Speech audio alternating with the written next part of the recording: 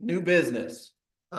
Negotiating economic, non-economic terms of the fire collective bargaining agreement. First of all, I believe there's been some we discussed last time. We were pretty close last time. We made a slight change to our proposal to recognizing the city's financial difficulties.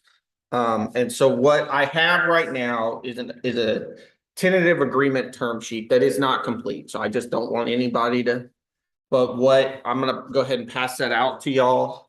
And what I was attempting to do with this agreement, guys, or this term sheet, is identify the changes. And then then we can agree that these are the changes. And then I will go in and put this language into the CBA that will go to your union for ratification, and it will go to the council for ratification on, it's going to council on Monday. So let's just, and this does not address the certification pays. It's not because the answer is no, it's because I didn't have them all written down. So we got to do that now. But you can see, just starting at the top, the shift change, we're eliminating the Kelly day, and we're shifting to a 4896 work schedule. If at any point in this that does not represent your agreement, raise your hand and say, hey, we're not good with that. The shift time will start now at 6 a.m. There will be a cost of living adjustment. This is your pay increase. Instead of having the pay increase start at the beginning of the CBA on October 1, the city is requesting that it start January 1 and be 2% to compensate to the counter.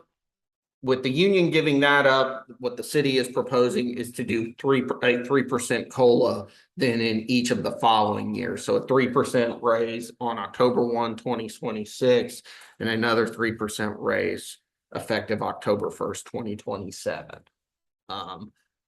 Holidays, this is Juneteenth and Veterans Day. They are being added to the list of holidays.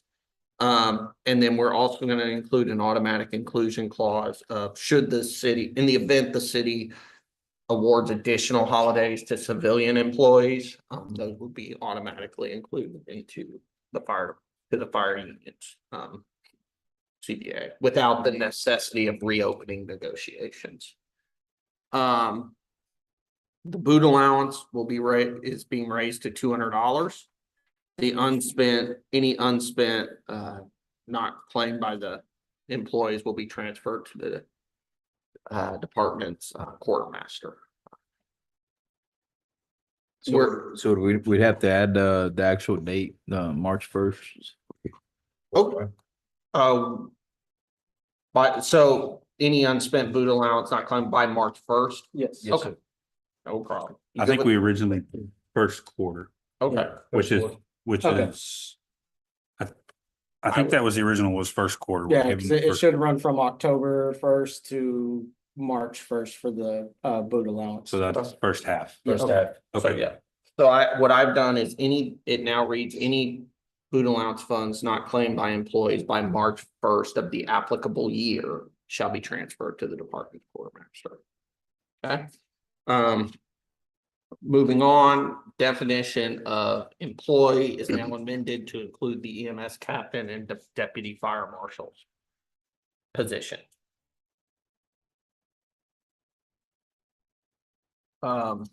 Next. It's on the back. Printed on the back. I was like, there's a lot missing here. Increasing the PAT test to $2,000 per year to reflect a quarterly payment of $500 for each passing quarter. The effective date of the pay increases. I know it's said elsewhere in the term sheet, but I just wanted to have it here as well, just to be clear. The pay increases for both the COLAs and the stipends. The effective date is January 1st, 2026.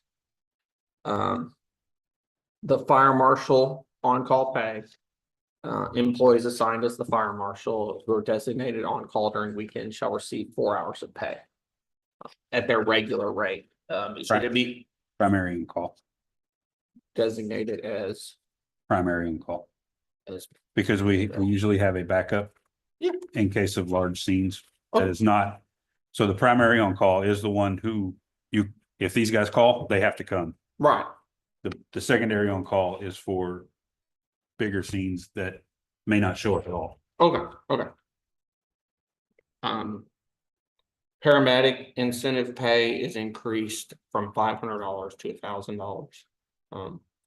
There you see the, again, are entitled to the new amount starting January 1st, 2026. Okay, now you see a blank. That is because as I mentioned at the beginning, I didn't have all of the list. I got them, guys. So we're gonna step through that now. And Chief, do you want to lead that and I'll type? Yeah, so And y'all raise your hand and say, hey, that's not. Absolutely. yeah, definitely. I've gone through my notes. I think I have everything. If I missed something, The sheet two that with. and that's what I went off of. So Okay, let's make perfect. sure we're all on the same page. So fire officer 3 is 25. And just, that's $25 per Month. month. Okay. Okay, All of these are per month. Okay. The fire officer 4 is 50. Okay. Instructor 2 is 25.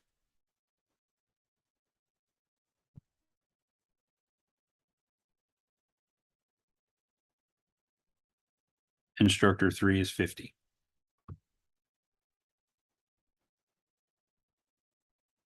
Hazmat tech was 50. Hazmat incident commander was 75.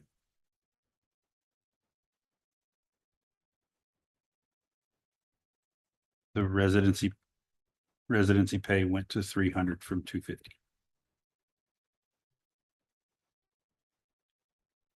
And then the ones we upped where you've already got the paramedic on there.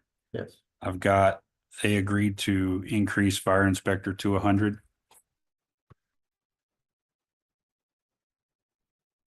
Fire cause and origin went to 100.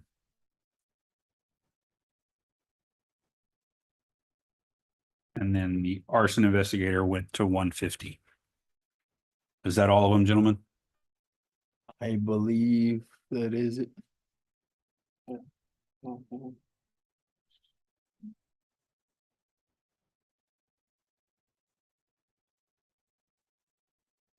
Y'all please double check me. I think I got them all, but I'm not. I was going through notes over 3 or 4 meetings, so So we did, make sure. We have inspector, yep, investigator. yes, sir. Well, there's 2. Cause of origin, Yes, and then we have arson, correct. on-call overtime. Which, we discussed that. yeah, that's for the primary Yes, sir. fire marshal, okay. Officer 3, officer 4. Instructor 2, instructor 3. Hazmat tech, hazmat incident commander, residency pay. Like a paramedic, we did the food allowance, we did. Physical agility. I think that's all. Yeah. That's all. That's all of them. And then just one question for y'all, because I just want to make sure. It's in here, the on-call fire marshal. Is that, what I have is that they're being, that. For the time that they're on call, that's regular pay. Is that correct, or is it if it's regular pay unless they're called out, in which case it. That was what we tentatively agreed on. Oh, yeah, no, I just want to Yeah, yeah. make sure that everybody, because I don't want to get to the end of this and then somebody say, hey, what about, like, I No, want no, the on-call hours were straight time unless they Okay. were called in. to. Okay, And if they were called in, then they're on their overtime rate. okay, all right. Making sure we're good. Making sure Check. that everybody, I'll check your notes to make sure, but I believe that's what we had.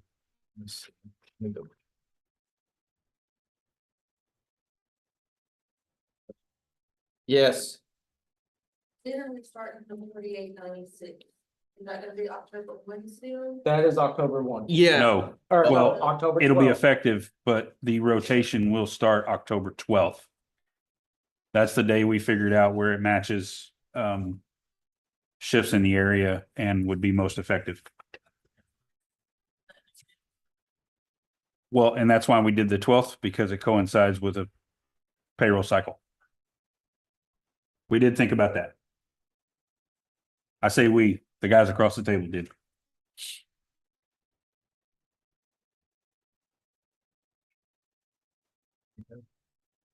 Just today, voted to approve before the council votes. No.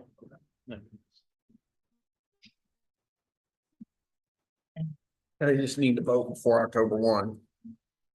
Ideally.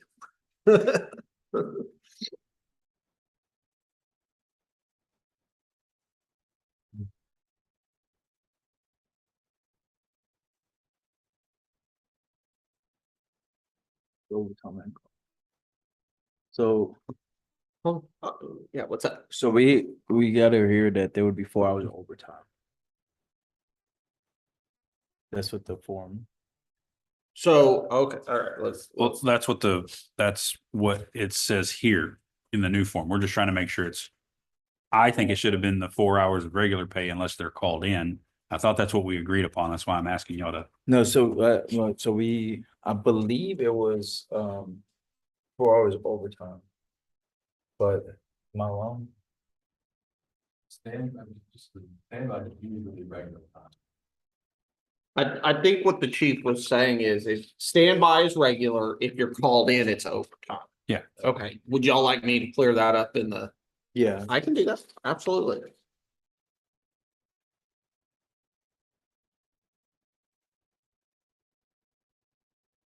Yeah, because we originally agreed to the, Yeah. wanted to do 2 hours of overtime, but it would be, they went ahead and did the 4 hours at standby. Yeah. So 2 hours per day. Yeah, regular. Yeah. Of straight time. Yep. Yeah. You're right. Okay, I just making sure I got the number right. Yes, sir. Like I said, I've got more sheets of paper around here than I care to admit. They get that 4 hours straight time, all that or not, correct? Yes. That's what it typically handles. I want to make sure. If they're called out, it becomes their overtime rate.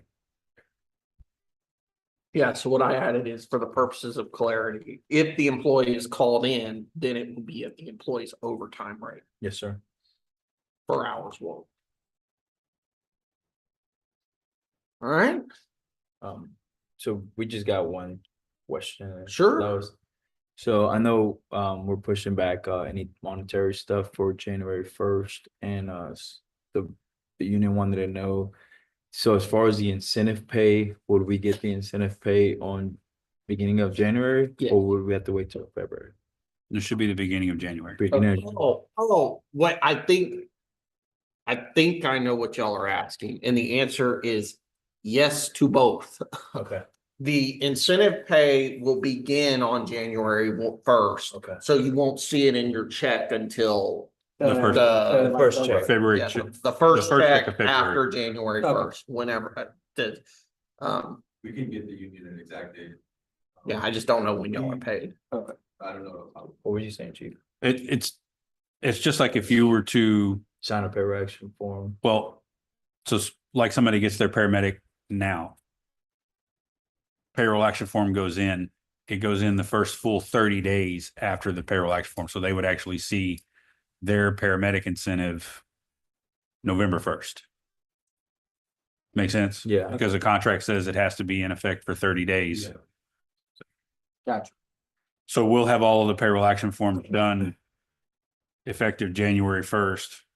First check, February 1st will be when the incentives will, So we can give, the exact dates are, so there's a payroll that ends January 3rd. Mhm. So the incentive pay will actually be in that next pay cycle, which would be the. Paid out on the 23rd. On the 23rd, okay. So that would be the full, So that will be when you like to see that incentive. In the paycheck. not on the 23rd. their incentives come out on the first check of the month, every month. So it would be the first check of February. February 6th would be the day. That's mine's been coming out, The So- first check of the month is the one that has your incentives on it. Yeah, it is. yeah, you're right, sorry. Okay. So the 23rd wouldn't see, it would be, It'd be the 6th. Yeah, And that's what and this is just an ask, right? The board was, the union wanted to know if, you know, if that was something that could be done where they could see the incentives on January. It was just to ask by them. I think, yeah. Yeah, I appreciate that. I think what the city, our position is, we're giving Yeah. more over the life of the contract. Yeah, Right. and that's fine. That's That's just, okay. that's. Yeah, no, hey. It don't hurt That's to just the ask. process. Yeah, yeah. Right, we're chalking up to just, Yeah. that's the way the process works. Right, yeah. Absolutely. So.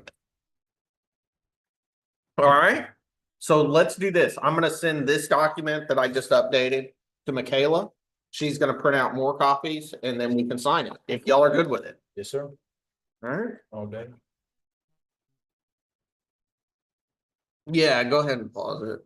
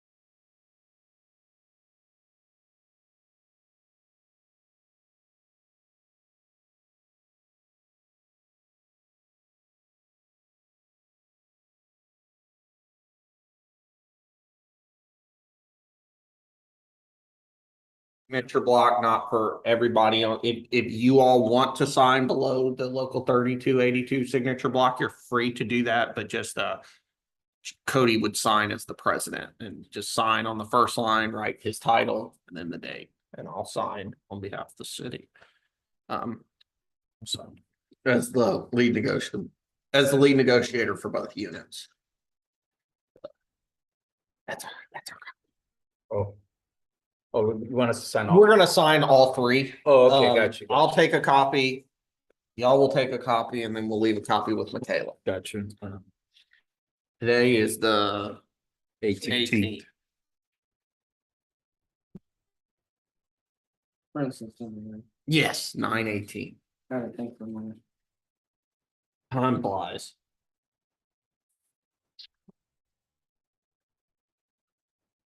So, by Cody Chandler.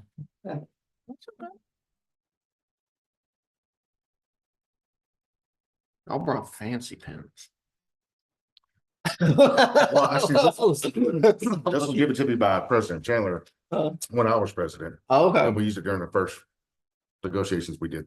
Oh, 3 years okay. ago. Uh-huh. So it's sort of my lucky. There you go. There you go. Not sure if you figured it out yet, but firemen are creatures that habit, which is why I had you move seats. I understand. I understand.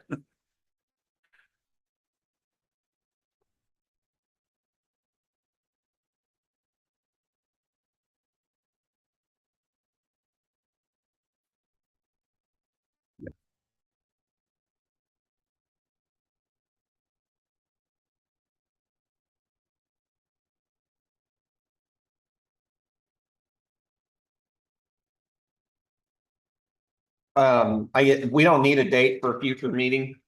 Done.